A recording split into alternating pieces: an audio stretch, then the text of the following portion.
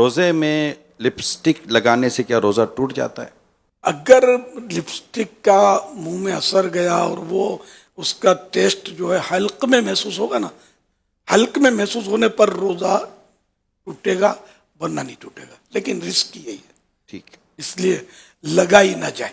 روزے کی حالت میں حلق میں اگر پانی محسوس ہوا تو کیا روزہ ٹوٹ گیا؟ پانی اترا ہے اور محسوس ہو رہا ہے تو ٹوٹ ہی گیا روزہ۔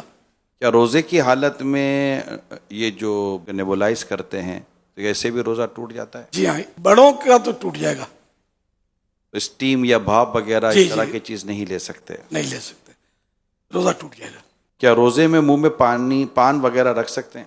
پان نہیں رکھ سکتے، اس لیے کہ بہار شریف میں لکھا کہ پان کے بھلے یہ تھوکتا رہے لیکن باریک اجزاء، باریک باریک ذرے اس کے حلق میں اتر ہی جاتے ہیں تو روزہ ٹوٹ جاتا ہے۔ کیا بار بار تھوک نگلنے سے روزہ ٹوٹ جاتا ہے؟ نہیں ٹوٹتا، البتہ زیادہ تھوک منہ میں جمع کر کے اس طرح، یہ گندا گری ہے، یہ اچھا کام نہیں ہے، کراہت ہے اس میں۔ کیا اگربتی وغیرہ سونگھنے سے روزہ ٹوٹ جاتا ہے؟ اگر اگربتی کا دھواں میں سے فضا میں پھیلا ہوا اور سانس میں چلا گیا تو روزہ نہیں ٹوٹے گا۔ اگربتی کو ناک کے قریب کر کے سونگھی، جل رہی ہو تو دھواں سونگھنے سے روزہ ٹوٹ جائے گا۔ سگریٹ پی تو اس سے بھی روزہ ٹوٹ جائے گا۔ روزے کی حالت میں اگر بچے کو عورت دودھ پلاتی ہے تو کیا روزہ ٹوٹ جائے گا؟ نہیں ٹوٹتا، کیا روزے میں انسولین لگانے سے روزہ ٹوٹ جاتا ہے؟ نہیں ٹوٹتا۔ کھانا وغیرہ چکھنے سے کیا روزہ ٹوٹ جائے گا؟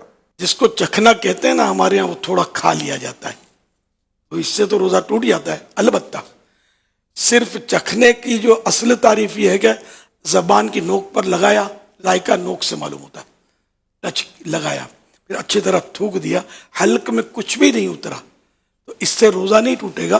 البتہ اس کو مکروہ لکھا ہے، لیکن حسب ضرورت، جیسے نمک مرچ چیک کرنے کے لیے گھر میں لڑائی جھگڑے ہوں گے، ورنہ زیادہ نمک پڑ گیا، مرچ پڑ گئی، تو اس لیے پکانے والی نے یا پکانے والے نے زبان کی نوک سے ٹیسٹ اسی طرح کیا اور یہ تھوک دیا اچھی طرح، ذرہ بھی نہیں گیا، تو یہ مجبوری کی صورت میں کراہت نہیں ہے، ورنہ یہ کراہت ہے۔